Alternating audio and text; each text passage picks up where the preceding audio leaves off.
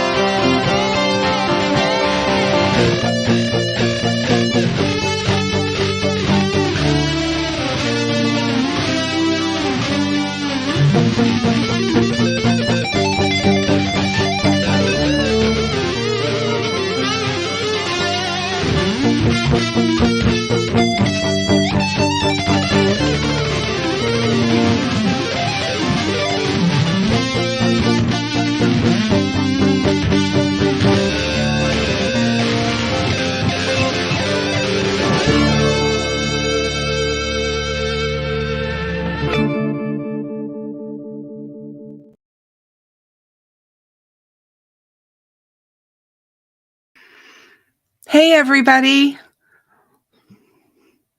Happy Tuesday. How are you all? It's so good to have you with me tonight. I hope everybody has had a good start to their week. I know that we've had some horrific things happen in the country, and we will talk about those tonight. But I'm glad you're all here with me. As I told you guys earlier in the beginning of the year that I was going to change the format a little bit on how I do live streams. And one of the things that I'm going to be doing is doing a lot more of true crime discussions where I actually have more than one case that we talk about in our live stream.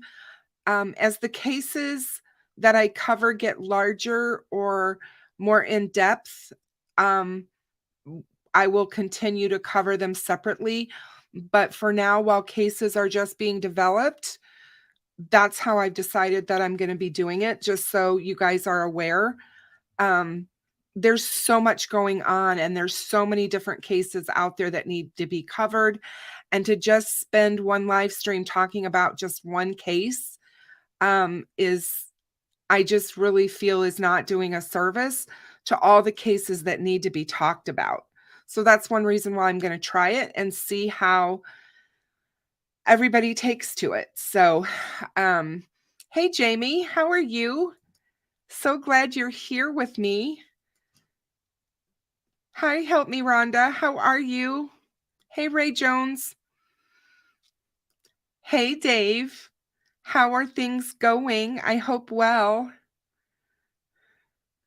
Aw, Jamie, you are so nice. Thank you so much for your support.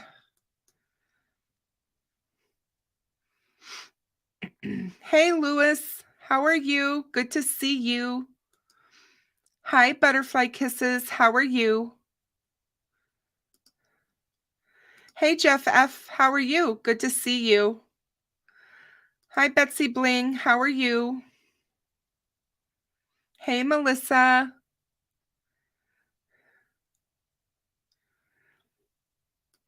Awesome, Dave. Thank you so much for being here.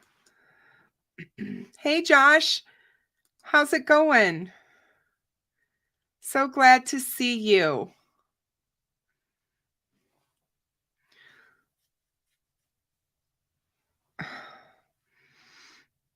I hear you, Butterfly. I think I'm tired most days these days. I'm so looking forward to being able to get outside and have some warm weather. I'm freezing right now. um, hey, Rescue All the Dogs. How are you? Good to see you. Welcome. Hey, Maria. Hi, my dear. How are you? Much love being sent your way.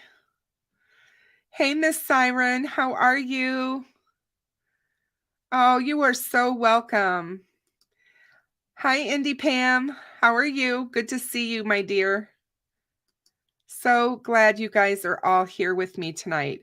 We're going to talk a little bit about, obviously, some of the cases that we've been covering. There's a couple of things I want to talk about with Idaho. We're going to talk about Stephen Smith's case again, and we're going to talk about 3 new cases that I'm going to introduce you to tonight. Tracey Nix is one of those cases, and it is a super sad case. But I really, really feel that we need to talk about this case. But before we get into the cases, I just kind of want to go over the fact that we've had another school shooting in this country. And I actually didn't know if I even wanted to talk about it at first, because it's such a volatile subject. It just seems to be politicized as soon as you bring it up. And for me, that's not what this is about. This is not politics. This should have nothing to do with politics. This has to do with our children being murdered, and the fact that the people that control the laws in this country do not seem to give a damn. And I think that's where I get so angry and so upset. It just seems senseless to me, and I did do a community post about it earlier, and I understand that people feel the right to bear arms is their right and whatever, and I'm okay with that. I have my own opinions on those things. I believe firearms are okay to a degree. I think they need to be regulated, and I think they need to be regulated a lot better than they are being done across this nation. And I believe that assault weapons have no place in the general population. And that is my stance. That will always be my stance. Assault weapons, rifles, handguns, whatever. The assault type weapons were made to kill quickly and to kill a lot of people at once. And there is no place for them. No place for them in a civilized society. We have the ability to fix and remedy this, and I am just so sad about it. I saw a post on Twitter from Peter Frampton. I don't know if you guys know who he is, but he was a rock and roller back in the 70s. And he made a comment, Great Britain the UK had a massive school shooting. And when it happened, they acted quickly. They banned firearms, and believe it or not, they haven't had one school shooting since. So there are things that can be done.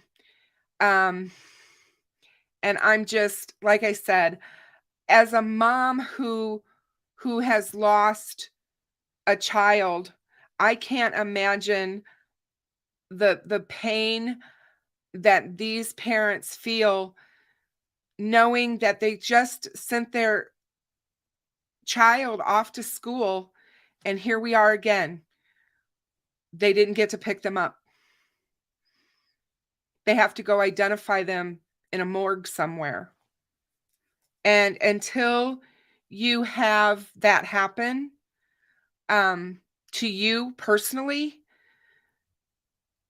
you have no idea how that feels. So I'm just angry, you guys. I'm just angry.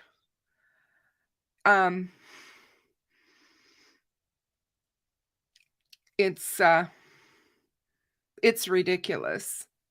Absolutely ridiculous. Hey, Bristol City, how are you? Good to see you. Hey, Butterfly Kisses. It is a pain that never goes away, ever. I lost my son in 1988. He was 4 years old to cancer. And here I am in 2023, and the pain is still sharp and fresh on many occasions. I think about him daily. There's a huge hole in my life where he's not there. And that's just the way it is after it happens. We're not supposed to bury our children. We are supposed to see our children grow up and lead happy and healthy lives. And when that doesn't happen, it leaves scars that are unimaginable. And my heart breaks every time another family has to go through that loss. I can't tell you how many I've counseled over the years through the Compassionate Friends organization for parents who have lost children. And it's just mind-boggling to me that in this day and age, we have people that are willing to stand up and say guns are more important than the lives of our children. And I will never understand that. I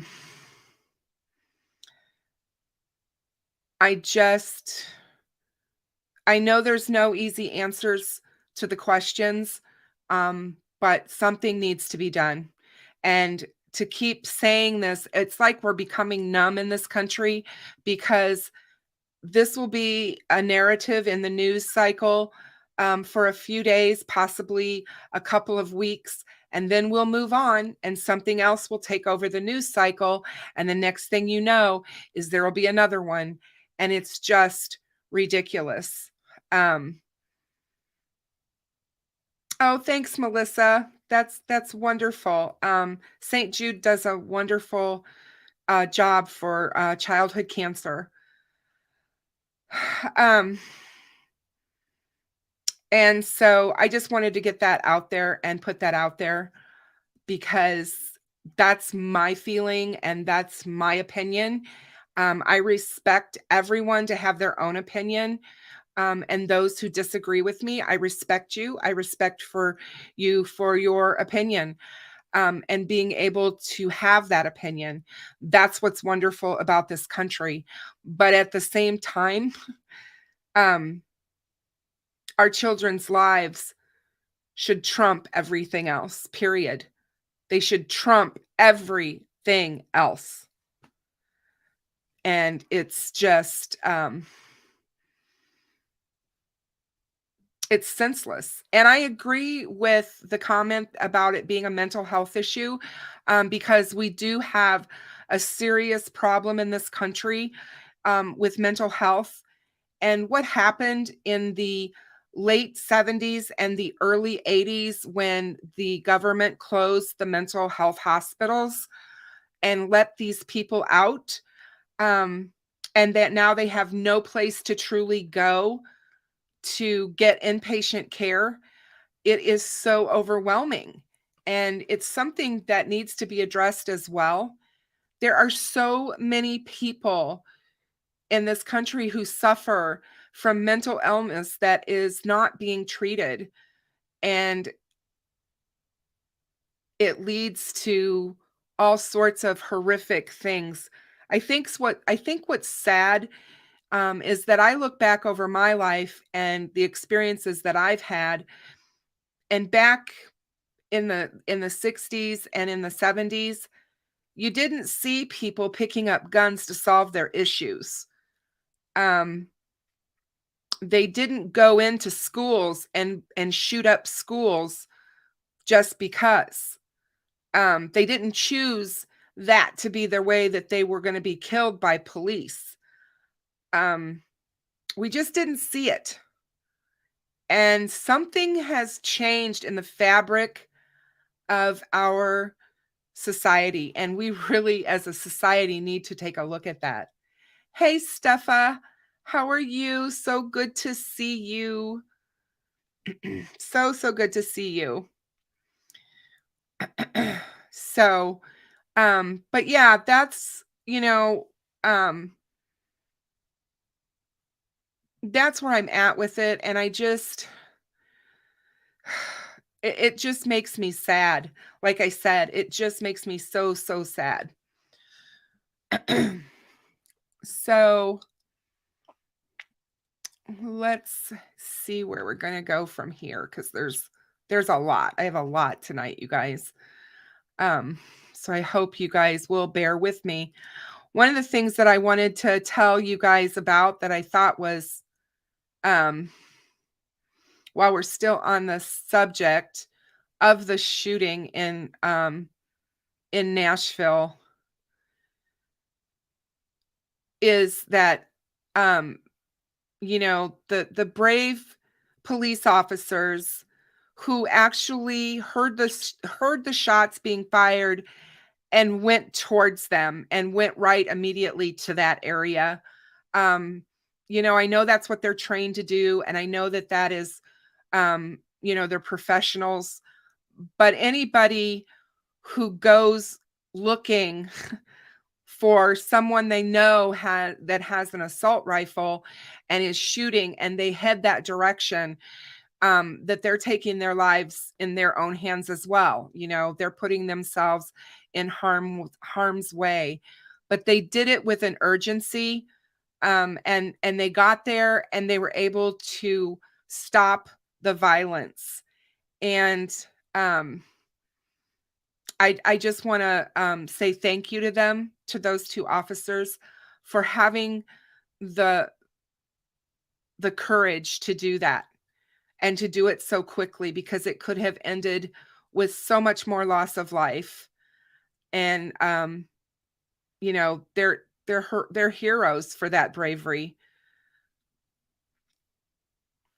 I did want to say that about them.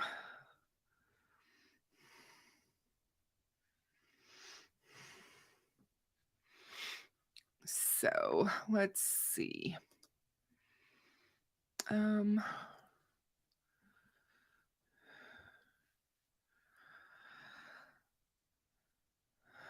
So there was a motion that was entered in a document that was entered in the Bryan Kohberger case, the Idaho murders, the last couple of days. And it basically is stating that there's a police officer who is involved in the case, who has an internal investigation against them.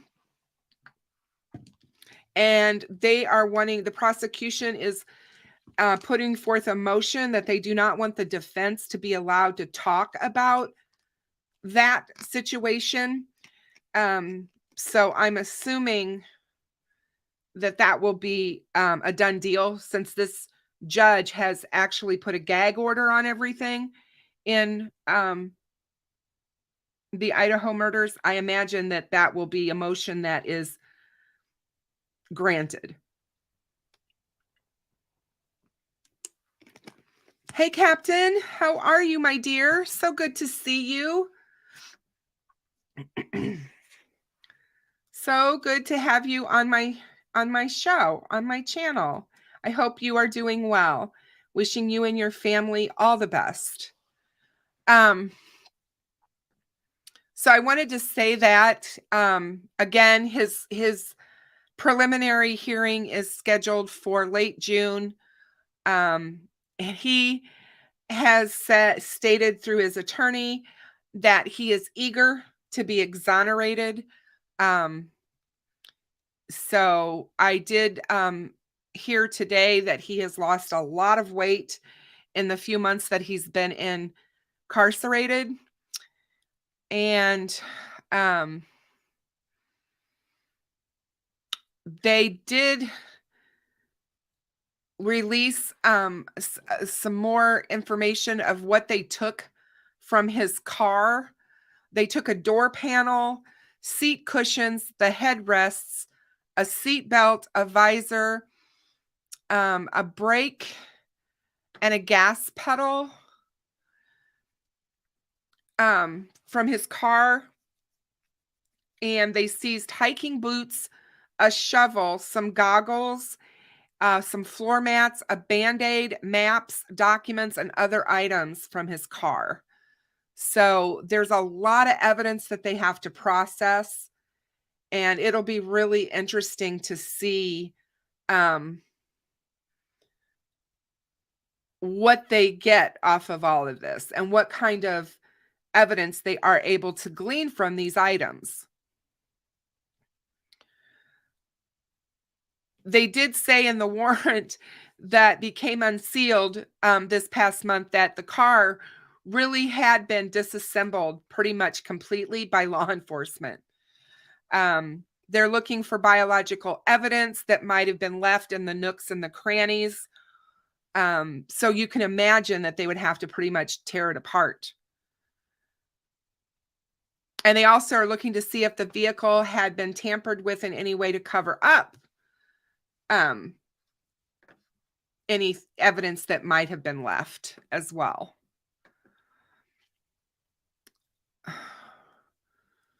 So if they do find any biological evidence in Brian Kohberger's car, that could prove huge for the prosecution. And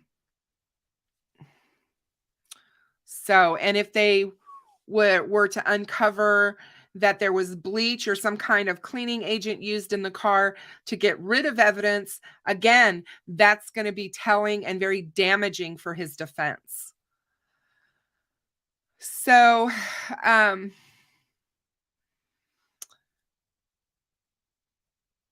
let's see.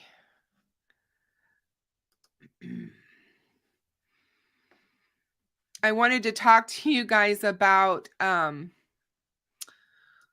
this, which is just incredible in my opinion. But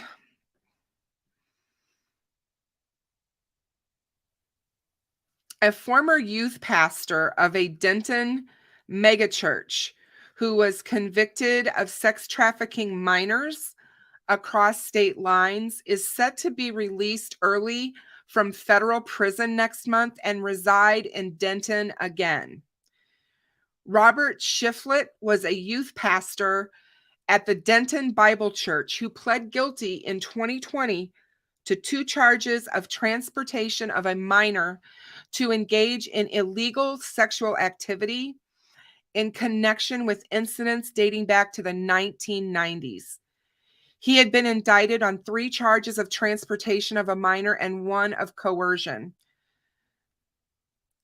Shiflett was convicted in June of 2021, and an Arkansas district court sentenced him to 33 months in federal prison, which was less than the suggested 41 to 51 months and below the statutory maximum of 10 years on the first count and 15 years on the second.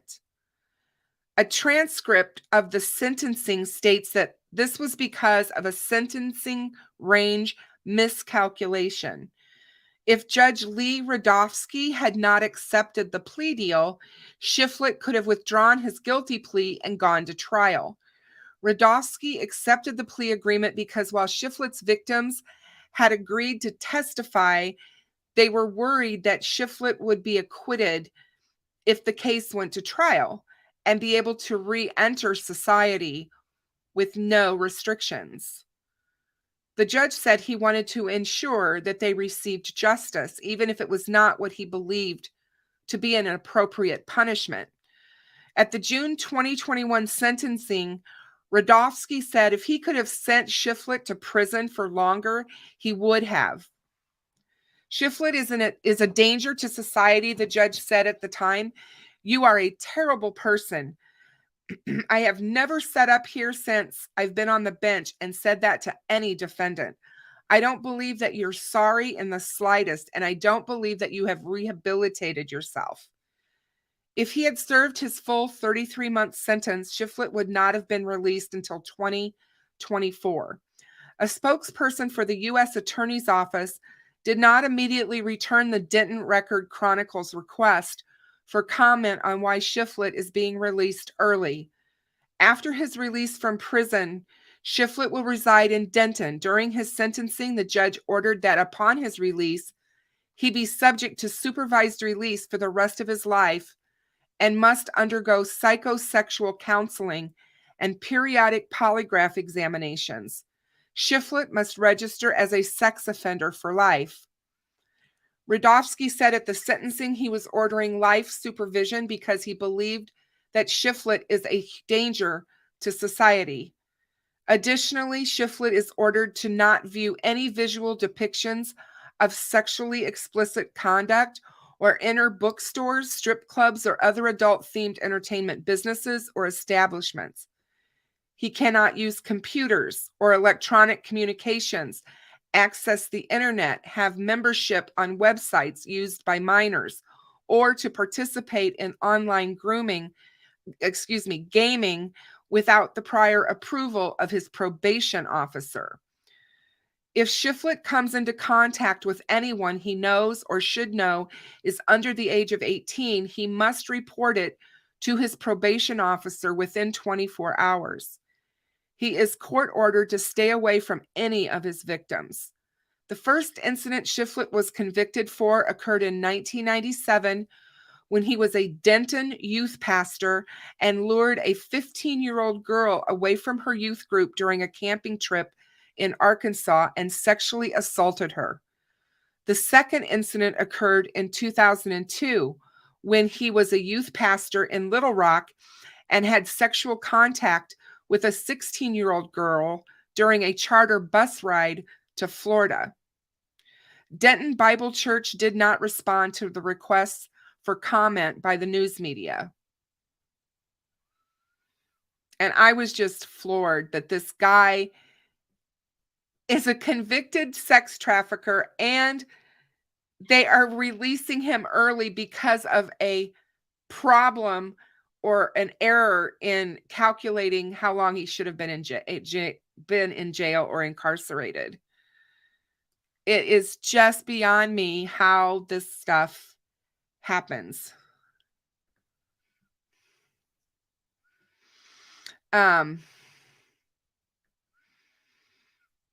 Just incredibly crazy, in my opinion, you guys.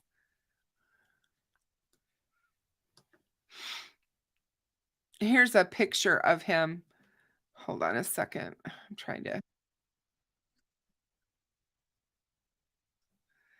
to get this off the screen. All right.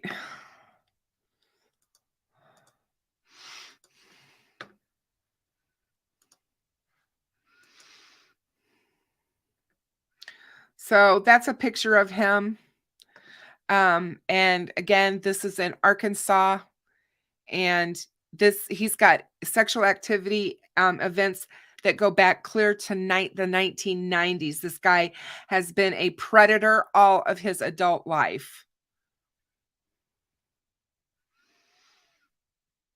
And for people to think that these people can rehabilitate themselves, it's not going to happen. It's just not going to happen.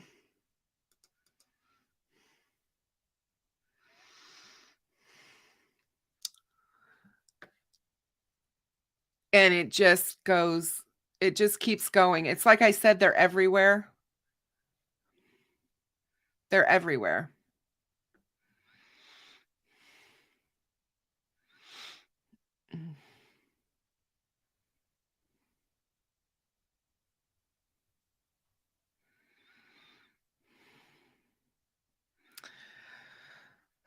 Here's a story that I thought we should talk about as well, because again, you just never know where a missing child might turn up.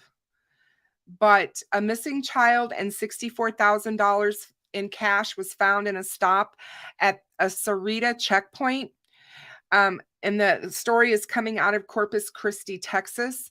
On Friday, March 24th, the U.S. Border Patrol agents at the Javier Vega Jr. immigration checkpoint outside of Sarita, Texas, stopped a vehicle after it tried to go around the checkpoint. According to a press release from the U.S. Border Patrol, officers found $64,000 in cash and a child that was registered with the National Center of Missing and Exploited Children database. The child was turned over to the Texas Juvenile Probation Office by the Kennedy County Sheriff's deputies. The subjects driving the car, their cash, and the vehicle were seized by the Kennedy County Sheriff's Department.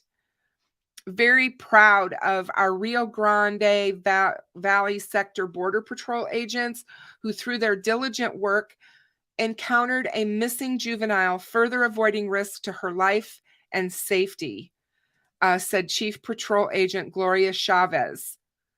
Again, we just don't know where these children may turn up, but thank the Lord she was found before they took her out of the country.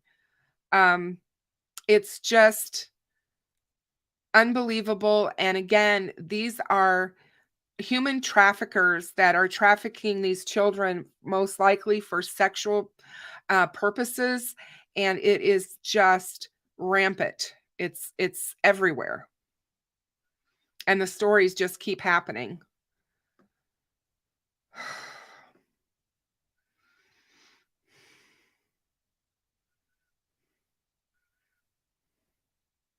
You know, Jeff, you're so right. We do need to start holding the judges and the politicians and the lawmakers and the governors and the mayors all in higher ranks responsible for their actions. They're aiding and abetting criminals by letting them out early. You are so true. And this whole thing of, well, it was an accident, or, it was this miscalculation. Somebody should be looking this stuff over and making sure that there are no miscalculations. It's just heart-wrenching, really.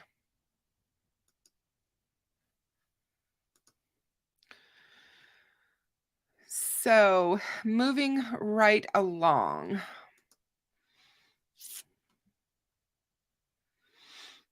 So this was another one that I ran across this week and that I thought we should talk about.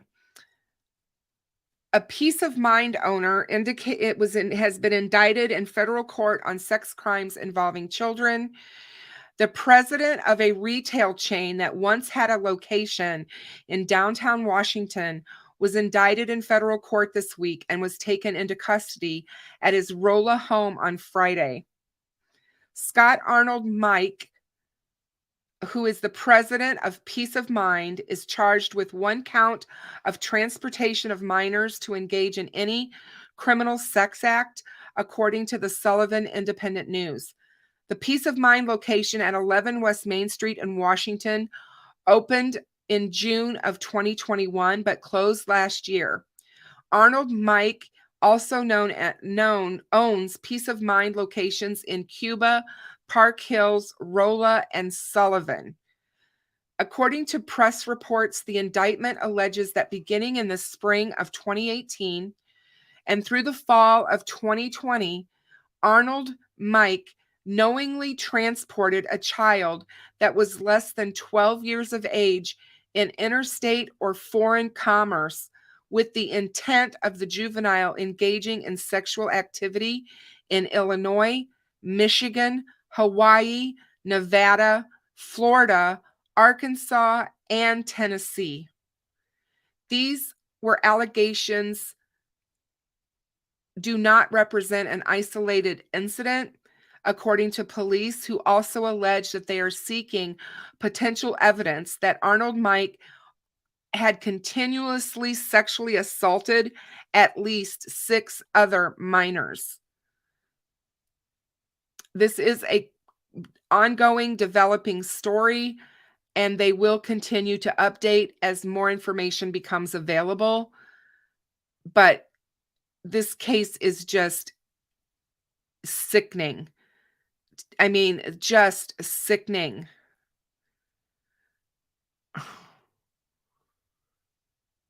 Less than 12 years of age and transporting this child in at least to 7 states for people to have sex with. It's just, ugh. More and more, like I said, more and more just keep happening. It's just insane. Insane.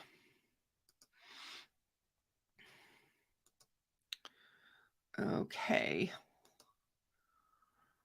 So, I already talked about this one.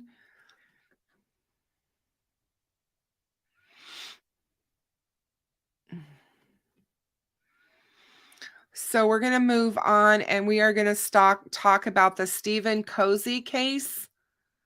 And I apologize if I'm not pronouncing his name right, but I believe it's Cozzi. But the mother of a missing Largo lawyer who police say disappeared under suspicious circumstance issued a statement on on Sunday. Lois Cozzi says her family is frantic with worry about her son Stephen, who mysteriously disappeared from work on Tuesday. Stephen is a lawyer with Blanchard Law, a law firm on Belcher Road in Largo. Jake Blanchard, the managing partner of the firm, told WFLA's Shannon Benkin that Stephen went to the bathroom during work on Tuesday and never returned. His phone, wallet, and keys were found on his desk. After Blanchard reported Stephen missing, the office lobby was shut down as a crime scene. Employees told WFLA they found blood in the bathroom Tuesday and smelled the odor of bleach. As a family, we are frantic with worry and numb with fear over Stephen's disappearance, Lois said in her statement. We would like to thank the Largo Police and the Pinellas County Sheriff's Office for working diligently to try and ascertain what has happened. The outpouring of love and support from people who know and care for Stephen has brought some comfort. Right now, we need information and facts. Stephen has been missing since Tuesday, March 21st in the morning. Stephen was last seen in his office at 1501 South Belcher Road in Largo. Anyone with information regarding the case is asked to call the Largo Police Department at 727-587-6730. At the time of this article, it was a developing story. Well, this story has just blown up because, hold on a second.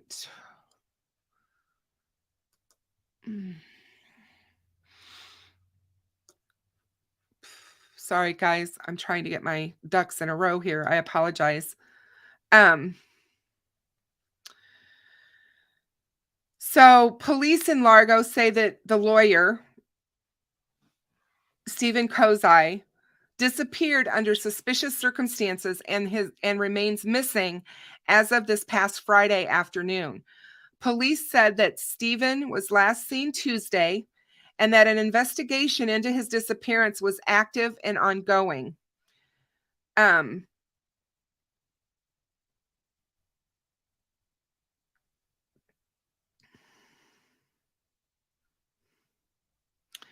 WFLA had been reporting on a case that Kosowski handling and learned that he didn't show up to court on Friday morning.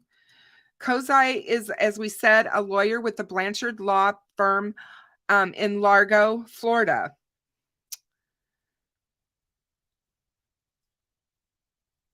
And so people were just not knowing what was going on, but people were looking for him, and people are still looking for him.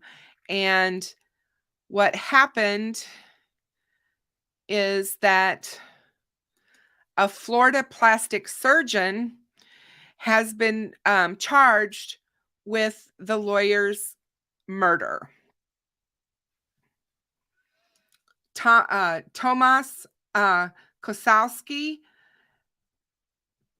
was in court yesterday for the first time, and to make his first appearance in court. So one day last week, Steve Cozzi, a South Florida attorney, got up from his desk to use the bathroom. He never came back to work and has not been seen since. Police say he was apparently murdered during that bathroom break by a plastic surgeon at the center of a lawsuit in which Cozzi represented the opposing side. Though Cozzi's body has not been found as of late Monday, Dr. Tomasz Roman Kosowski faces a charge of first-degree murder. Investigators stopped short of saying if they believed Kosowski, 44, killed Cozzi, 41, because of the suit the doctor filed against a former employer. But there was a telephone hearing the day Cozzi went missing. Police said in an affidavit obtained by the Tampa Bay Times. It would be relatively unusual, though not unprecedented, if authorities prove that Cozzi's work indeed made him a target of violence. Surveys of legal professionals in 28 states from 2006 and 2018 showed between about 33% and 53% of respondents reported either being assaulted or threatened because of their work. When he was last seen on March 21st, Cozzi reportedly got up to use the bathroom. He left his keys, wallet, and phone and was answering an email and playing music when he seemingly vanished into thin air.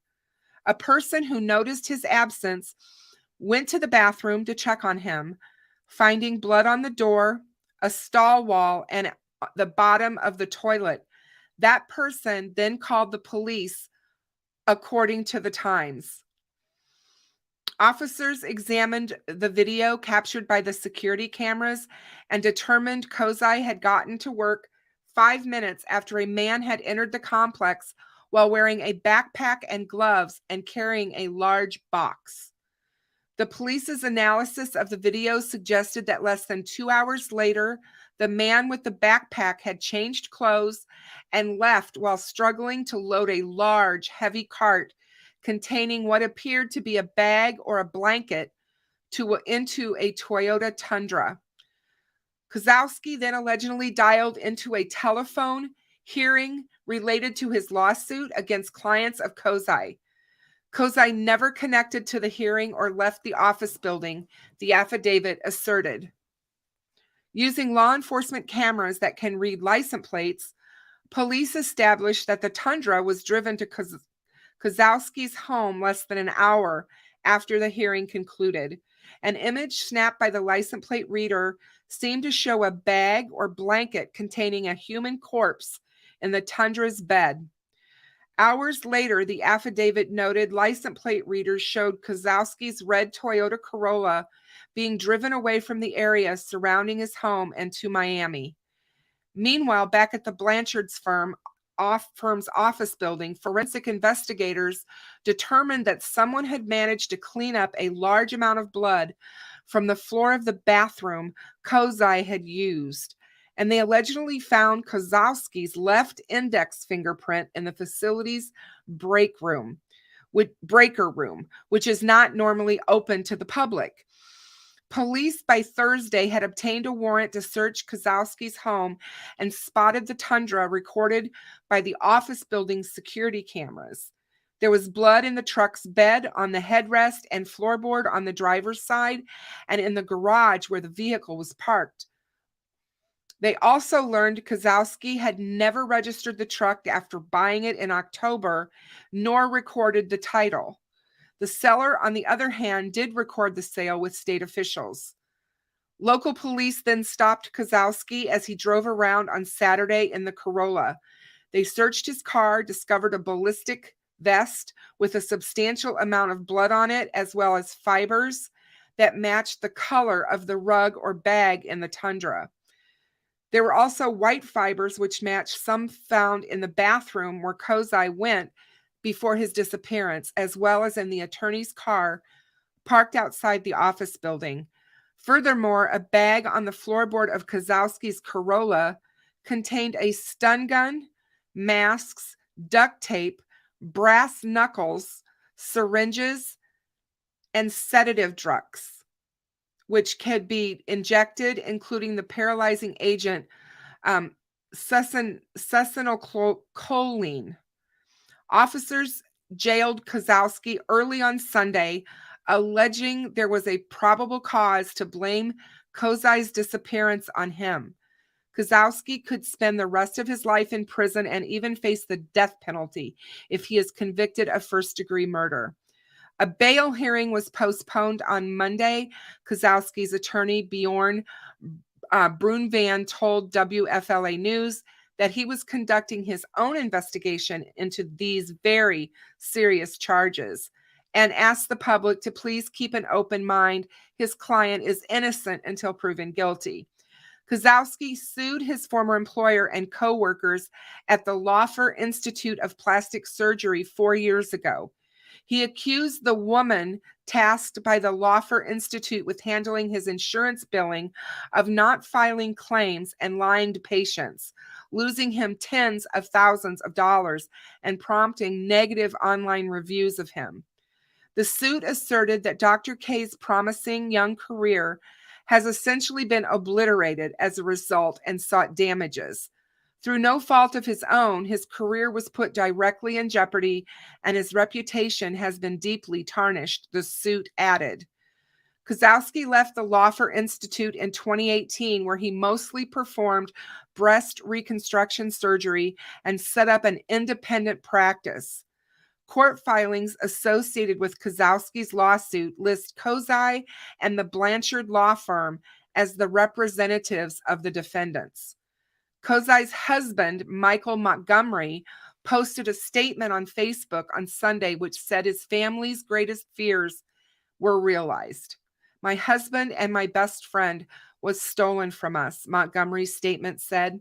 Steve Cozzi was the kindest, funniest, and most brilliant man I've ever met, and I knew he was the one from the day that we had our first date.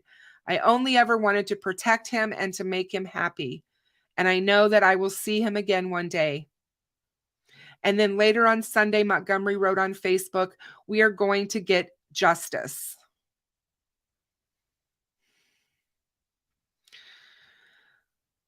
So here is a picture of Stephen Cozzi.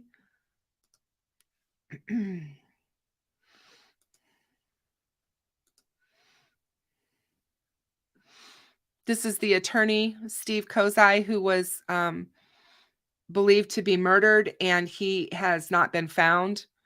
And then this is a picture of the plastic surgeon, Tomasz Kosowski, who has been charged with the crime. I was floored when I read this. I was absolutely floored and stunned when I read this case. The fact that that Stephen went missing from his job, you get up, you go to the bathroom, and somebody kills you. I mean, what, and then to have, hey, Steve, how are you, my dear? It's so good to see you. Oh, Josh, it's okay. No problem. Have a good night. And I can see, it is a strange motive, JDR, but not really when you stop and think about, the fact that he believes his entire career was completely damaged and wiped out because of this company and what was being done. So that's his perspective. And that's what they're saying is the motive. But yeah, very strange case for sure. And let's see.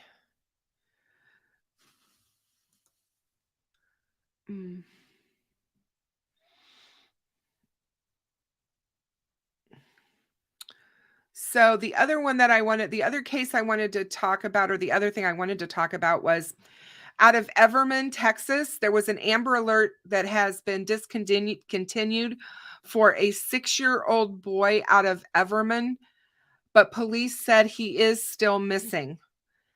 Everman Police Chief Craig Spencer held a press conference on Sunday morning to update the public on their search for Noel Rodriguez Alvarez, who has multiple disabilities, including severe development disorder, social disorder, physical disabilities, and a chronic lung disease that requires treatment and oxygen at times, according to police. He is 6 years old. What I do know is that we have a 6-year-old disabled boy that cannot be accounted for, is missing, and that the mother is not willing to cooperate with investigators to help us to simply assure that the child is safe. And we are desperately seeking the public's help, Spencer said. The investigation began on March 20th when police were notified by Child Protective Investigations, who had gotten an anonymous report that the boy had not been seen since November of 2022. He was reportedly living with his biological mother, 37-year-old Cindy Rodriguez Singh, and stepfather off Wisteria Drive in Everman, along with 6 siblings, 5-month-old twins, a 7-year-old, an 8-year-old, a 9-year-old, and an 11-year-old. When officers met with Rodriguez Singh, police said she told them Noel had been living with his biological father since November. A few days later, CPI contacted police and said they had spoken with several family members who said they hadn't seen Noel since November.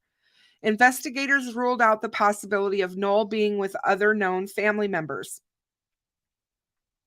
They also tracked down his father, who said he didn't have Noel.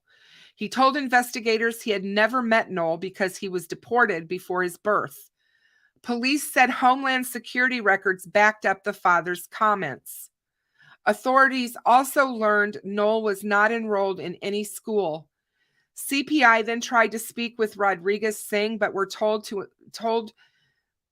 unable to, and investigators said it appeared she was intentionally avoiding them. Chief Spencer said there has been prior investigations into Rodriguez Singh, adding that she has an extensive criminal history involving alcohol-related offenses.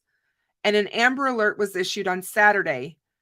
Police learned that 2 days before the Amber Alert, Rodriguez Singh flew to Istanbul with her children and her new husband, though Noel was not listed as a passenger on the flight.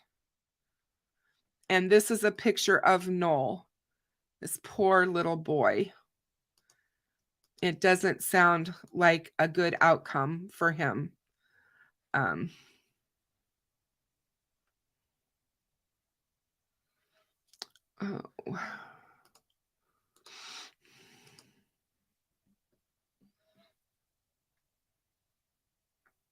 that's a picture of Noel.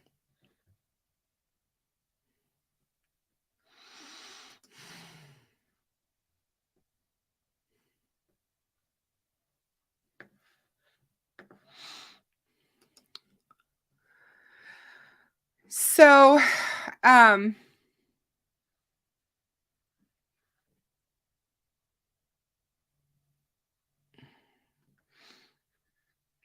the next case that we're going to talk about is just a horrible case, you guys, but I really thought that it was something that we should talk about and that we should bring light upon. So this case is a case of Tracey Nix, a 65-year-old grandmother who has been charged in Florida.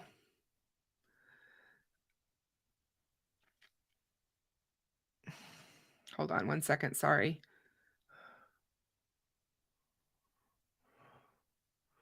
After her granddaughter was left in a hot car. What makes this story so horrifically tragic, not just the fact that her granddaughter died in her custody, but also her grandson, who was a toddler, drowned in her care less than 8 months before. What this family has gone through and the tragedy that this family has suffered is immeasurable. Tracey Nix was practicing the piano while her infant granddaughter was dying in the back seat of an SUV in her garage. According to the Hardee County Sheriff's Office complaint affidavit, Tracey, 65, told a detective that after she drove home from lunch with friends on November 22nd, she just forgot about her 7-month-old granddaughter, Uriel Shock. Uriel's mother, Kayla Nix, had gone to get her hair done that day and had asked her mother to babysit. It wasn't until one of Tracey's grandsons arrived, the complaint affidavit said, that all of a sudden it came across her head that Uriel had been in the SUV all afternoon. Her husband, Noon Nay Nix, immediately began CPR. Temperatures in Wauchula had reached 90 degrees that day. The Lexus SUV was parked in the yard with the windows rolled up. Tracey, a former school principal in Hardee County, was charged with aggravated manslaughter. The pretrial hearing was scheduled for today, March 28th. Uriel's death is prompting her parents, Kayla and Drew Shock, to share their family's story with the ABC Action News I-Team. After identifying their daughter at the hospital, Drew said he remembers standing in the parking lot trying to grasp what had just happened. To think of the last moments of her life as a mother is gut-wrenching, Kayla said, and that it actually just freaking happened twice in our lifetime, Drew said. Twice in less than a year. One family, 2 kids, their deaths, both while in their grandmother Tracey's care. Kayla went on to say, it is really difficult to know that my mom is the one that, broke his heart. My mom. Kayla talking about Drew, her husband. Kayla and Drew grew up in Wauchula, a small town in Hardee County with a population of less than 5,000. They reconnected 5 years ago after what began as a high school friendship. They soon decided to have kids and raise their children where they had roots. This was the plan. We were going to have 3 kids, and you know what I mean. That was our goal, Drew told the I-Team. It's really difficult to know that my mom is the one that broke his heart. Kayla said her son's story has gotten lost in her daughter's. Uriel's 16-month-old brother, Ezra, also died while he was at his grandmother Tracey's home. He drowned in a nearby pond. Drew got the call from Kayla's father 3 days before Christmas in 2021. He goes, something happened to Ezra, Drew said, who then called Kayla. She said she rushed to her parents' home as fast as she could, driving 85 miles an hour on country roads. She could see the helicopter that was landing on her parents' lawn. I didn't look when there was a stop sign. Kayla, who was 6 months pregnant with her daughter at the time, was in a head-on crash with another driver. All of my airbags went off. I don't remember how I got out, but I got out and started running to my parents' house. And at this point, I don't have shoes. I'm just running. Kayla said, that was my desperation as a mother to get to my son. Kayla said during the investigation into her son's death, her doctor told her she needed to make a choice. They withheld information from me per my request and per my doctor's advice that any information that would work me up or make me emotionally distressful would be harmful to my unborn child.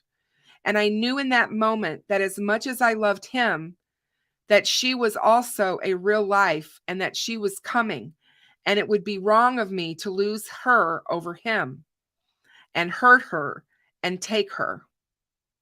Kayla said that everything happened so fast.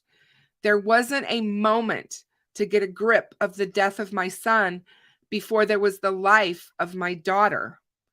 And how beautiful is that? Her name is Uriel, and it's a Hebrew name, and it means God is my light. And she came out so small. She was beautiful and just radiant. Kayla and Drew had never seen the incident report detailing how Ezra drowned the afternoon his grandmother, Tracey, fell asleep. A detective wrote that a complaint affidavit for child neglect would be filed and forwarded to the state's attorney's office for further review. Kayla said it wasn't until charges were filed against her mother in the death of her daughter, Uriel, that she learned they had attempted to file charges in her son Ezra's death.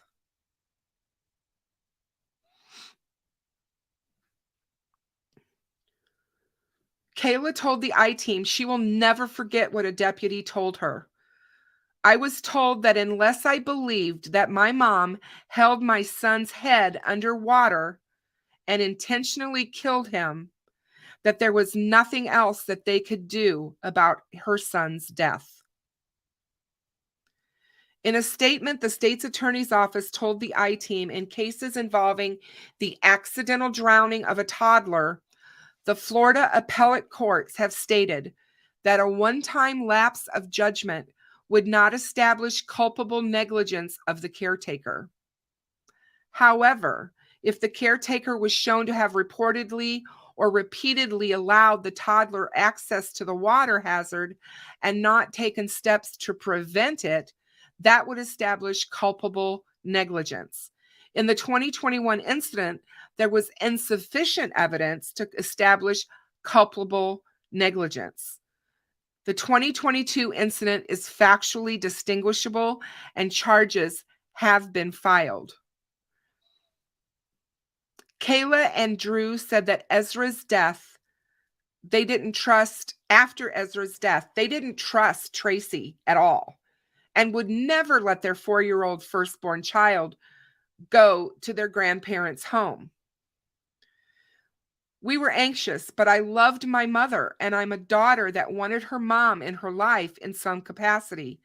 And in that moment, I thought I could believe in second chances, Kayla said. When I was told that Ezra's death was an accident, some sliver child part of me thought, okay, good. I get to keep this mom, this grandmother, this person that I love. Kayla and Drew were protective. The very minor amount of time that she saw my daughter was almost always supervised, Kayla said of her mother. On Uriel's last day, Kayla said she knew her mom's plans. Yuri was at a restaurant with other people that I knew and trusted. They were in the friend group and were keeping her safe.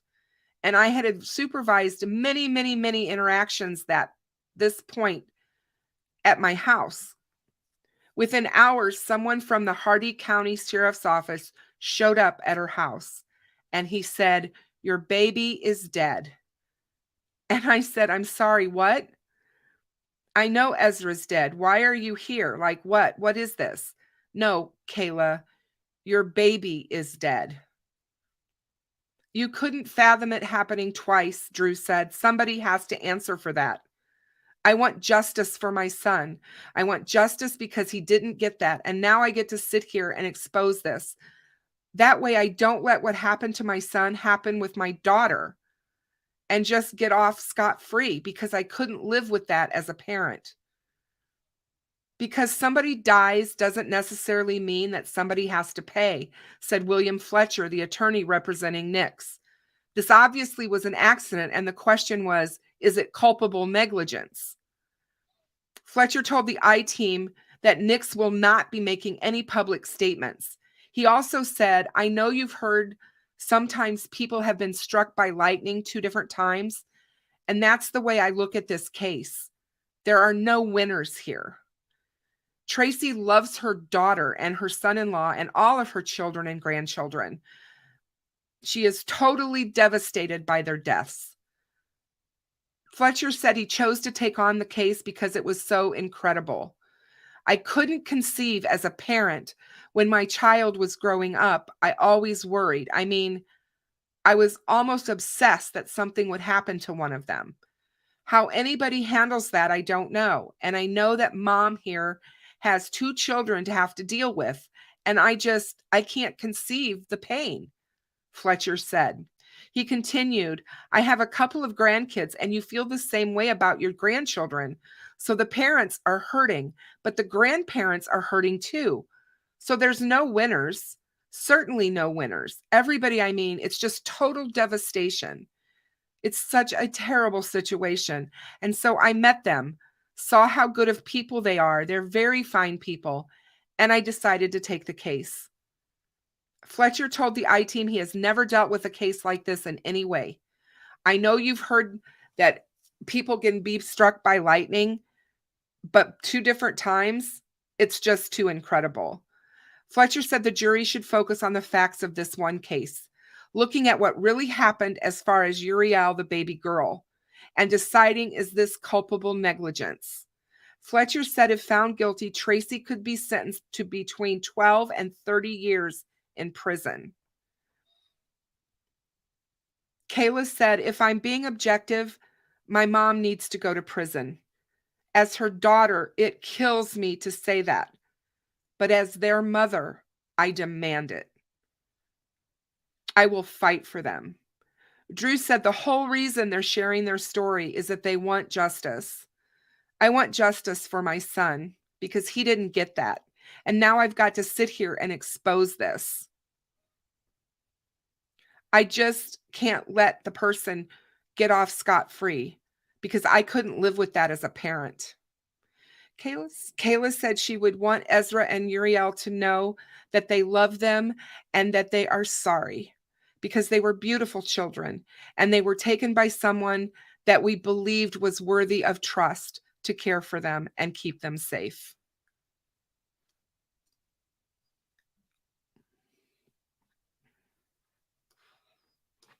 This case broke my heart, you guys. Hey, Mist, thank you so much for your donation. Thank you, thank you. You're always one of those that are here to support me, and I appreciate you.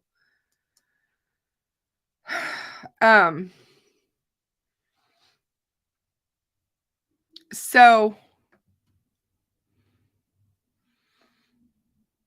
here is the family. This is a picture of Uriel, the 7-month-old. That face, that smile, she just lit up. You can see she just lit up the room. And this is a picture of her mother, Kayla. This is a picture of Ezra, the little boy who passed away in 2021 by drowning in a nearby pond that was right next door to the family home. And I mean, when I say right next door, I mean right next door, you guys. It was so close to the house. Scary. This is a picture of the grandmother. This is a picture of Tracey Nix. And this is a picture of her with Ezra.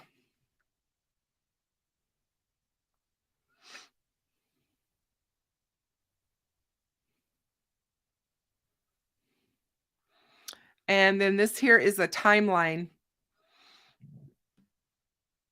which March 1st, 2019, Asher Schock is born, the oldest son, because the parents, Kayla and Drew, decided to have 3 children. And this was their first, March 1st, 2019. August 13th, 2020, Ezra Schock is born. So Ezra was born on August 13th of 2020, and on December 23rd of 2021, he drowns at the Nix family home under grandma's supervision. Her husband had been holding Ezra in his arms and rocking him in a rocking chair while the grandmother slept on the couch. He got up and left Ezra sleeping in the rocking chair, and said his wife was awake at the time, and he told her that he was going to go to Walmart to pick up some things. And she said that she wasn't awake, that she was actually asleep. And at some point, Ezra got up, got out of the chair, went outside, and ended up in the pond. On December 31st, Sheriff's Office said it will file complaint affidavit for child neglect with the state attorney's office. And that never happened. On March the 5th, 2022, Uriel Schock is born. On November 1st, Uriel Schock died after being left in Tracy's car in her yard after coming home from having lunch with friends. On November 17th, 2022, prosecutors filed charges against Tracey Nix, and the pretrial conference hearing was held today. I have not heard what happened, but I will be looking for that information so that we will all get to find out. But such a heartbreaking tragedy, a heartbreaking story. And I know it's so easy to want to just immediately go and say, well, why would you let your mother keep your other child after this first incident? But as Kaylee described, she was left with her mother at a restaurant with a ton of friends that she knew, and was going to help keep her daughter safe. And she knew that her mother would be going home, and that her stepfather would also be there. So I guess I can kind of see why or how, but again, I don't victim blame on this channel. So I'm not going to try to second guess mom, because it's not mom's fault that any of this happened. And it's just a sad, sad story. Totally sad. So the other case that I wanted to bring to you guys tonight is a Georgia teen has been hospitalized after being tortured. And Trenton Lehrkamp, I don't know if you guys have heard about this case or not, but it's everywhere right now. Georgia police are investigating the reports that Trenton Lehrkamp, 19, was forced to guzzle vodka, take mushrooms by a group of teenagers who professed to be his friends. Before he lost consciousness and was allegedly tied to a chair, urinated on, and spray painted, according to online reports and officials.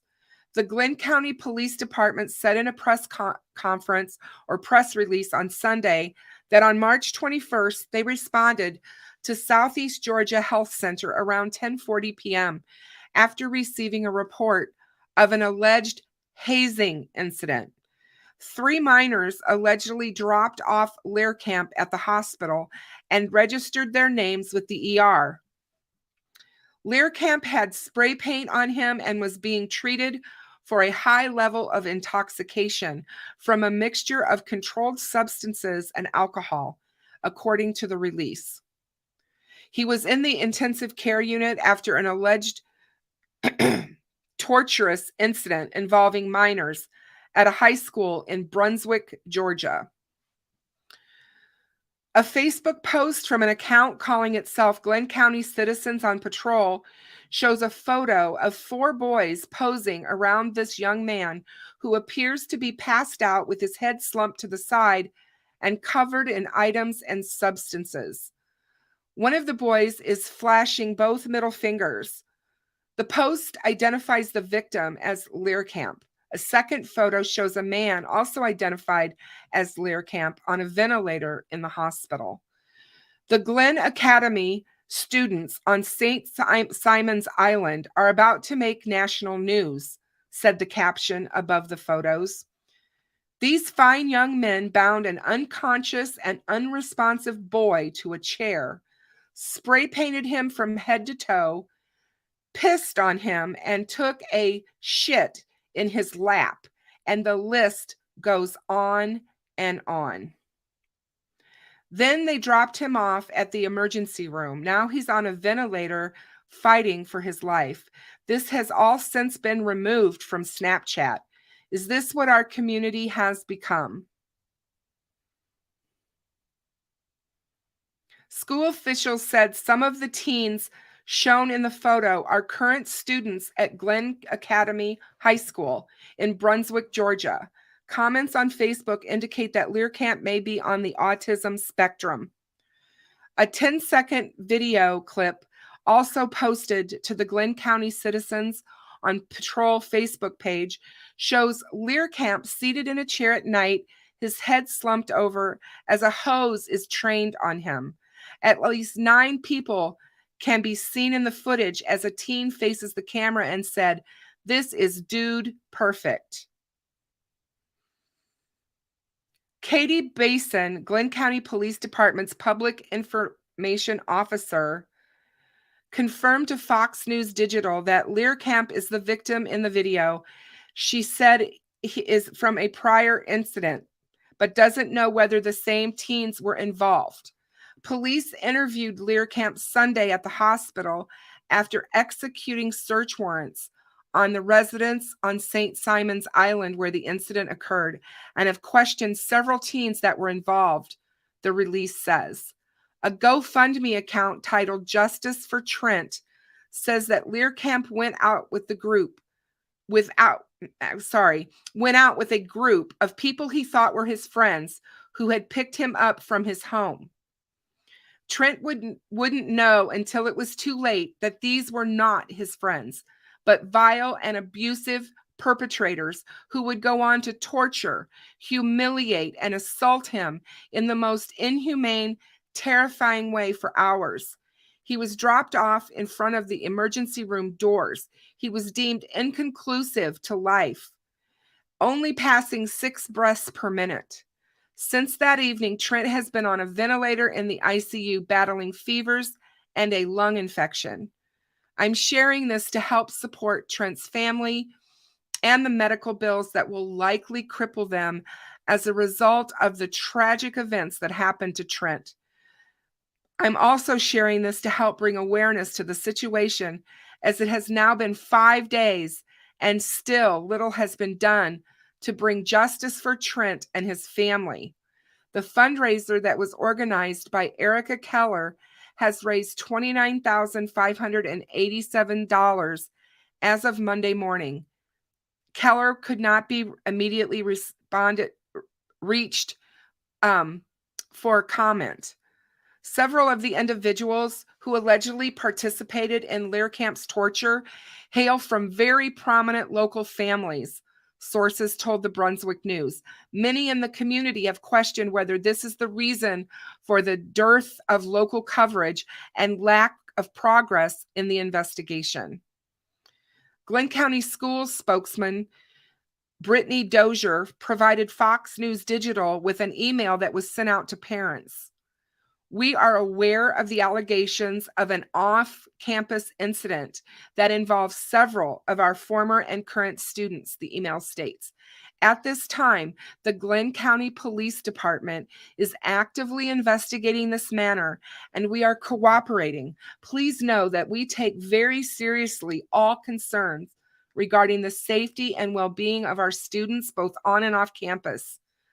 Lehrkamp's mother, who worked as a school teacher, passed away unexpectedly in 2021 at the age of 43. His father didn't immediately return requests for comment.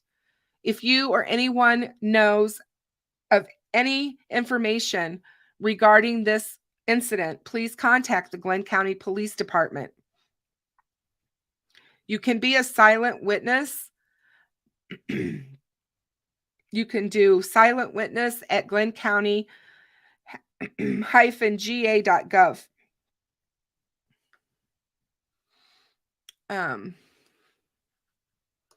And here is a picture of Trent.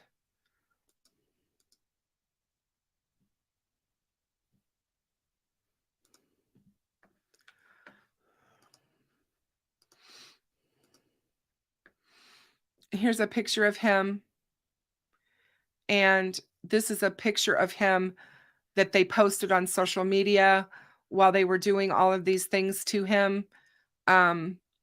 This is the video, screenshot of the video where they were hosing him down, which police say happened at a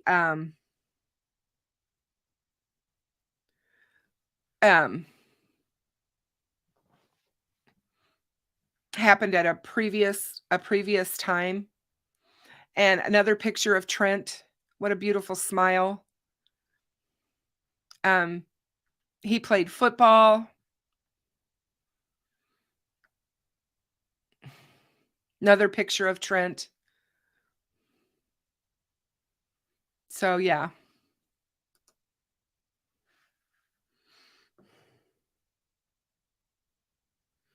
John, what do you mean? Has Trent passed away? Did you hear that he passed away? I have not heard that.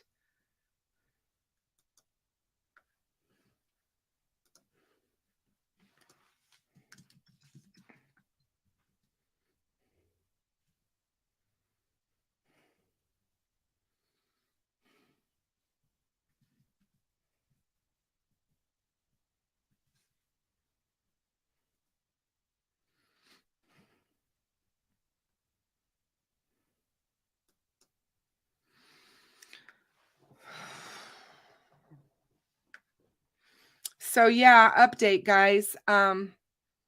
It seems that I missed that today when I was looking for any updates, but it seems that Trent has passed away. He's a 19-year-old boy from St. Simon's Island who was tortured on March 21st and has reportedly died at the hospital. Since these reports came on the internet, people have been searching for information about his death in heavy numbers and are really concerned about the reality of this news. Let's see.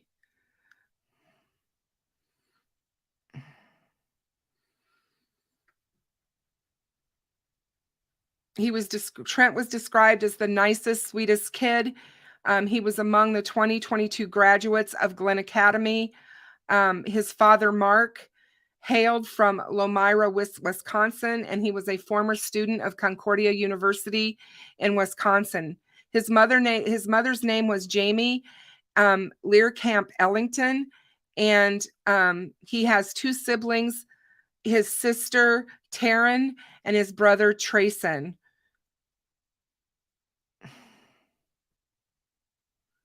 According to the reports, he was picked up from his house for a party on Tuesday night, March 21st, by 4 students, all minors, who were between 15 and 16 years old.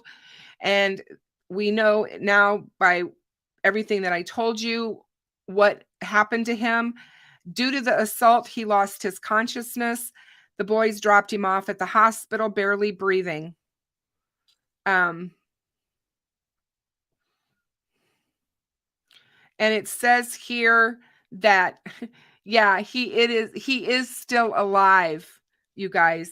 So there's a lot of fake news around this case. He is still alive. He is still on life support, and they are holding vigils in the parking lot at the hospital. Almost every single night, there has been tons of people there praying and hoping that he will survive this. But it sounds like he could have a very long road of recovery ahead of him because they're not sure about brain damage at this time. And they said that any online reports surrounding his death right now are nothing more than a hoax, and it could be fed by those who actually instilled the torture upon this young man. His fundraiser has actually risen to $40,000. And right now, over 1,500 people have donated to the GoFundMe fundraiser. So we're going to be following Trenton's story. I hope, beyond hope, that more people will talk about this, because I don't understand why hazing happens or why this kind of torture goes on. Why people, young people especially, think that this is a good thing. What kind of homes do these kids come from that think that this is an okay behavior? It just really bothers me. It sounds like they all come from very wealthy, well-to-do families. And again, it's being said that that's one of the reasons why there's been no charges yet in this. So, but yeah, I think that it's absolutely horrific what they've done, and these kids need arrested. They need to pay for what they've done to this young man, because it sounds like it's very possible that he will be altered in some way for life if he does actually survive it. It's just so sad. And to think that he's on the spectrum besides just makes it, to me, even worse. Because not only are you picking on someone and bullying and torturing someone, but you're torturing someone who may not have the same capacity that you do. It's just heartbreakingly horrible.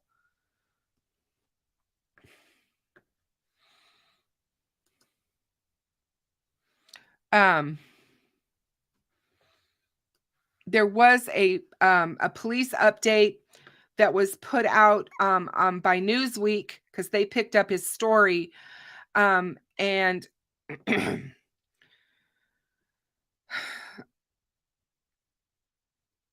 basically what they said was that they went to the hospital and they actually saw him. They found out that somebody had pulled up at the ER with him in the car, and the juveniles said that they had somebody in the vehicle that needed help. They did leave their names. And so everything that they did to him was documented over Snapchat before they took him to the hospital. So, ouch. There are many videos that have since surfaced on social media that detectives have said were made prior, that were made of a prior incident involving him, not the incident on March 21st, which is the one of them spraying him with the hose as he sat in the chair. But numerous items of evidence have been collected and recorded related to this investigation, according to the police. And there have been multiple search warrants that have also been served. These were served on Wednesday, March 22nd, to gather any further evidence that could be deemed important. Police say detectives interviewed several juveniles associated with this incident, and they are continuing to conduct additional ones. The incident involves several current and former students in the Glenn County school system. And according to a message that was sent to families on Monday and that had been provided to Newsweek, we are aware of the allegations of an off-campus incident that involves several of our former and current students. At this time, the Glenn County Police Department is actively investigating the matter, and we are cooperating. Please know that we take very seriously all concerns regarding the safety and well-being of our students, both on and off campus. On Sunday, when they interviewed him, he was alert and conscious and gave a statement about what transpired on the evening of Tuesday, March 21st. The victim and his family are fully cooperating with the GCPD and the investigation. The anguish he has suffered is sure to be a long recovery, emotionally and mentally as well. He is still slightly sedated, as he is very panicked and anxious when he's awake. The police department said it has been consulting with the Georgia Bureau of Investigations, the Glenn County Sheriff's Office, and the Glenn County District Attorney regarding this investigation. So hopefully charges are coming, because, like I said, it is just, yes, he is still definitely, still definitely alive. And just the emotional trauma that has been instilled on this young man, I can't imagine the fear he must have been going through while they were pouring stuff down his throat. It's just incredible. I don't understand why human beings do things to each other. It's Maria and I were having a long discussion the other day about what it never ceases to amaze what human beings are capable of. But the worst predators on this planet are humans. And whoever said earlier that we need to fix the laws as far as what the consequences are for crime, I am right there behind you 150%. We need more, we need harsher penalties. We need these people to know that if you're going to do stuff like this, you are going to absolutely pay the price and pay with your life, as far as losing years, because you'll be incarcerated for it. There was another story that I wanted to bring to you guys tonight. There was a former Huntington University coach that has been indicted after claims of Nassar-esque athlete abuse. I couldn't believe this when I read this one either. This is out of Indianapolis. A grand jury in northern Indiana has indicted a former Huntington University cross-country coach accused of Nassar-esque treatment of student athletes. The indictment, filed Monday in Huntington Superior Court, charges Nicholas Johnson with sexual battery and battery. Online court records do not indicate if Johnson has been arrested and do not list an attorney for him. The indictment indicates the criminal acts happened around July 1st of 2020. That's the same time frame that Hannah Stoffel, a track star at Huntington, claims Johnson began to sexually assault her. The allegations are part of a federal lawsuit filed on behalf of Stoffel and two other athletes against Johnson, his wife Lauren, and Huntington University and its board of trustees. In the lawsuit, the women claim that Nick Johnson inappropriately touched female athletes, manipulated them, sexually assaulted them, and injected them with substances. The suit compares Johnson to both Larry Nassar, who was convicted of rape after being the team doctor of the U.S. women's national gymnastics team, and the physician for Lance Armstrong, the cycling champion, stripped of titles due to blood doping. A trial date has not been set for this case. So there you go. They're in these predators are in every walk of life, every profession, where you least don't expect them to be, you're going to find them.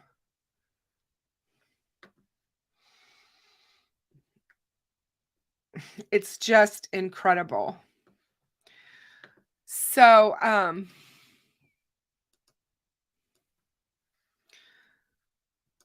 on the Stephen Smith case, we are still covering that.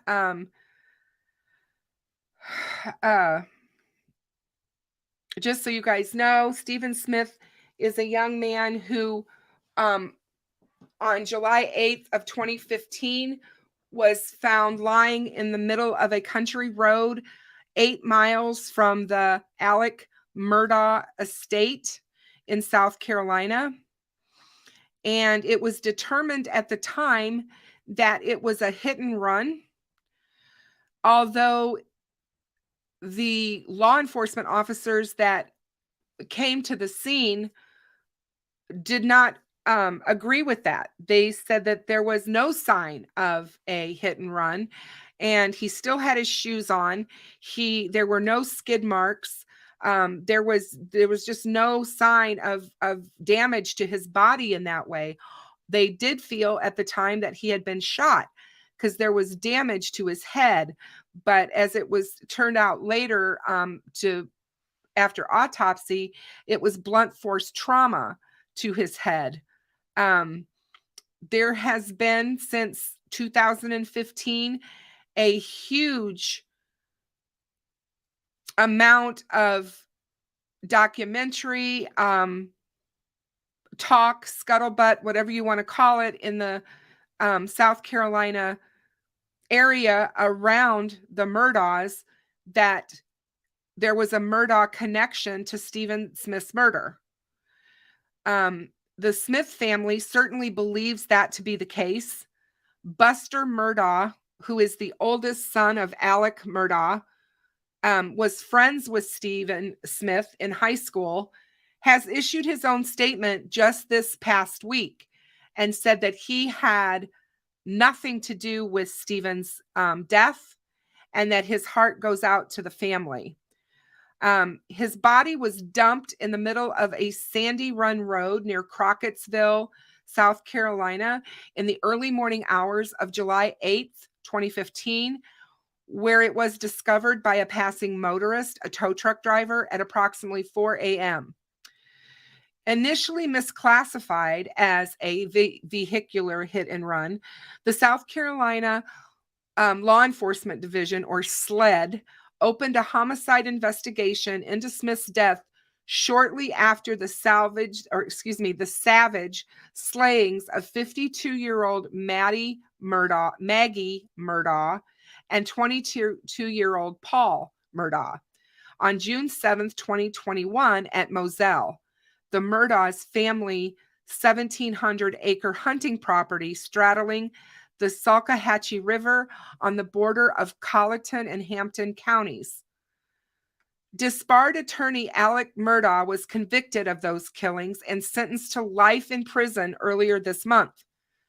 The misclassification of Smith's death as a hit and run was based on an autopsy performed by Aaron Presnell, a forensic pathologist at the Medical University of South Carolina.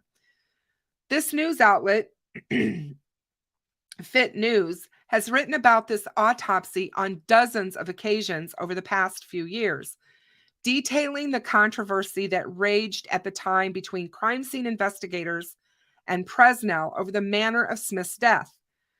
Earlier this week, Sandy Smith, Smith's mother, of Barnwell, South Carolina, joined attorneys Eric Bland and Ronnie Richter in announcing that they would be submitting a formal request to exhume Smith's body for the purpose of conducting an independent review of Presnell's autopsy.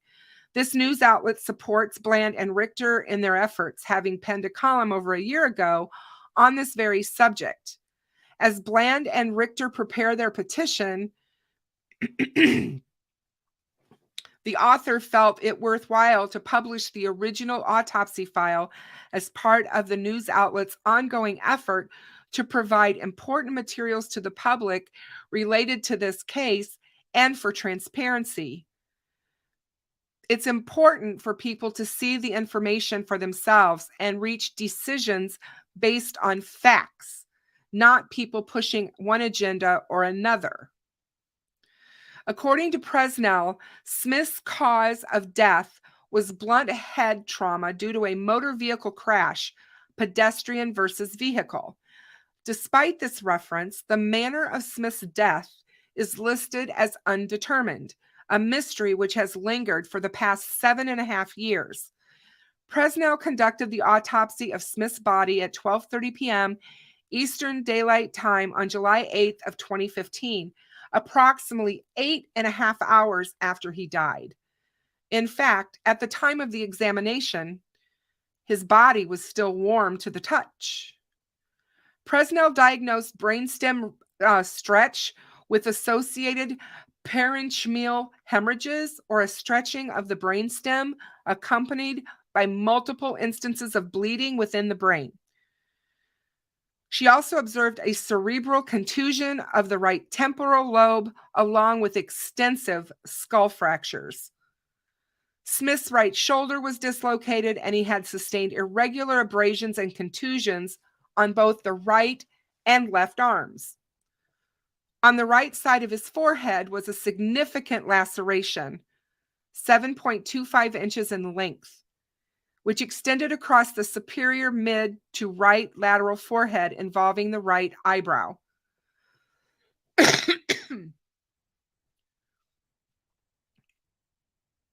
There was also blood and froth in Smith's airways. During the autopsy, Deputy Colleton County Coroner Kelly Green was given the khaki shorts, black sneakers, and black Nike t-shirt Smith was wearing at the time of his death, as well as fingernail clippings, dried blood, pulled scalp hair, and multiple swabs from various parts of Smith's body. After the autopsy, Green received a compact disc containing all of the digital images. In light of historical information and the autopsy findings, it is the opinion of the pathologist that the decedent died as the result of blunt head trauma sustained in a motor vehicle crash in which the decedent was a pedestrian struck by a vehicle, Presnell concluded in her report. Although she added, pending further investigation, the manner of death is best left undetermined. Presnell's assessment of hit and run has been controversial from the very beginning, considering there was zero evidence of a vehicular strike on the roadway where Smith's body was found. I saw no vehicle debris, skid marks, or injuries consistent with someone being struck by a vehicle, South Carolina Highway Patrolman Trooper D.B. Rowell wrote in his report describing the crime scene. We see no evidence to suggest the victim was struck by a car. Another SCHP investigator who walked the scene found no evidence of car parts or pieces on the scene and noted the location of Smith's body in the middle of the roadway was inconsistent with a vehicular strike. SCHP troopers and investigators weren't the only ones who didn't buy the official story. Following the autopsy, Hampton County Coroner Ernie Washington told SCHP investigator Todd Proctor he did not agree with the pathologist stating that the victim was struck by a motor vehicle. SCHP investigators questioned Presnell about her conclusion, but got nowhere. On July 22, 2015, 12 days after Smith's death, Proctor tried to speak to Presnell about why she settled on the hit-and-run explanation, but was rudely rebuffed. After attempting to stonewall the SCHP investigator, Presnell allegedly called him a liar. Pressed as to what led to her conclude Smith had been killed by a vehicle strike, Presnell responded because he was found in the road, according to Proctor's case notes. She had no evidence other than that for the statement being in the report, Proctor wrote in his case notes. The kicker, Presnell dismissed Proctor from her office by telling him it was his job to figure out what struck Smith, not hers. A month later, on August 18th, 2015, Proctor noted he was unaware of any alleged historical information which may have been relied upon by Presnell in memorizing or memorializing the hit-and-run theory. Proctor's case notes from that day included yet another shocking statement. The coroner stated that he had been made contact with the pathologist, Dr. Presnell, and she stated that she would be willing to change her report to read however he wanted it to, Proctor's notes read. And people wonder why South Carolina is so messed up.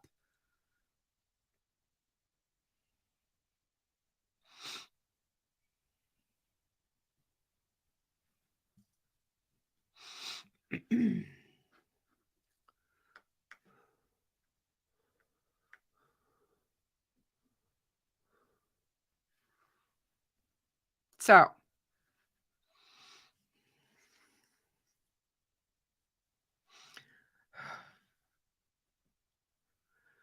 there are photographs out there of Stephen Smith's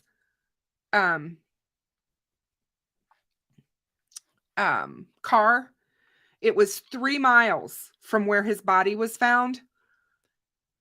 His driver's or his wallet and the keys to the car were still in it, and the gas cap had been opened and was left hanging down the side of the car. It just doesn't make any sense. It sounds like he ran out of gas and started walking, maybe, or he was still with his car when someone approached.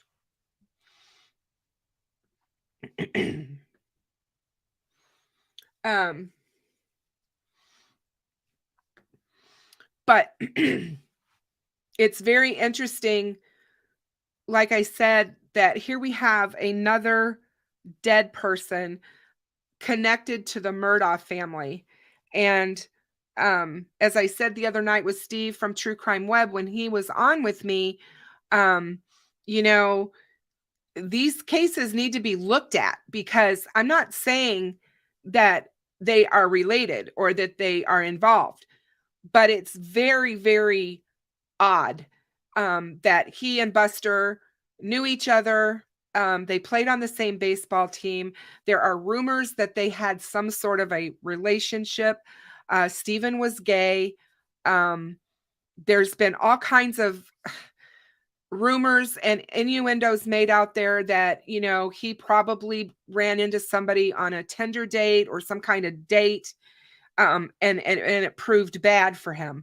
That may be true, but we need to figure out, and police need to figure out, what happened to him.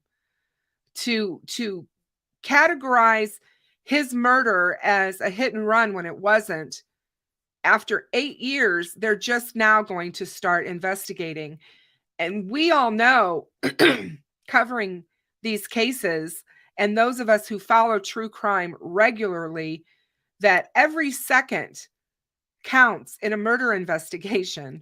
The first 48 hours are the most important.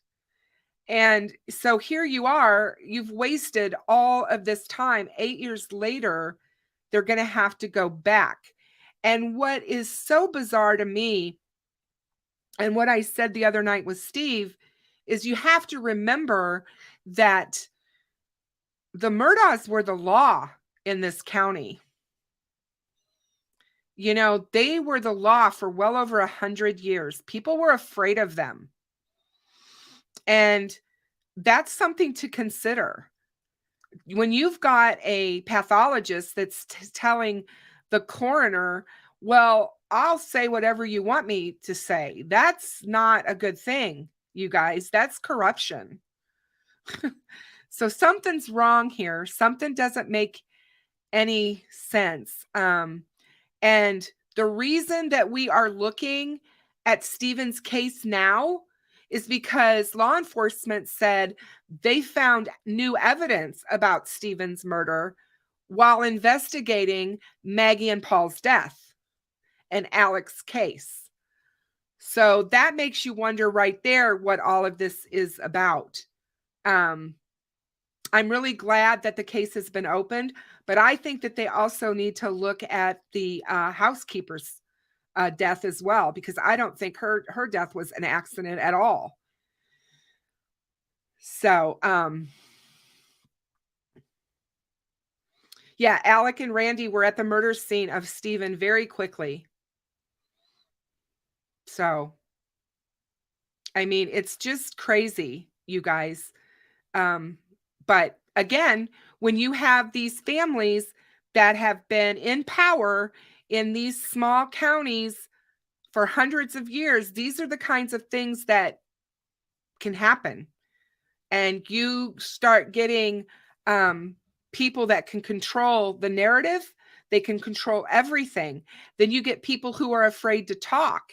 And even law enforcement has said about Stephen's case, now that Alec is behind bars for life, maybe people will be really willing to talk and speak up about what they know about Stephen. So that will prove interesting as well. And like I said, I know Buster has come out and, he's given his statement and said, he's mourning his mother and his brother and his father, and that he had nothing to do with this, and that his heart goes out to Stephen's family. But, it needs to be investigated. So, and again, I've often wondered if it was a hate crime because he is gay. I mean, it's just, those things play into it. And especially, I know people don't want to think about it, but in the Deep South, there's a lot of racism there. And you have to look at that. That's not something that's off the table. So it will be really interesting to see where this goes, where this investigation goes. I do know that the GoFundMe that his mom, Sandy, put together to raise money to help have him exhumed so they could do their own private autopsy. The police told her that they don't need to do that. They already know that it's murder. I just thought that was quite interesting that the police was trying to dissuade them from having a second outside person come in and do another autopsy. I didn't find that very comforting.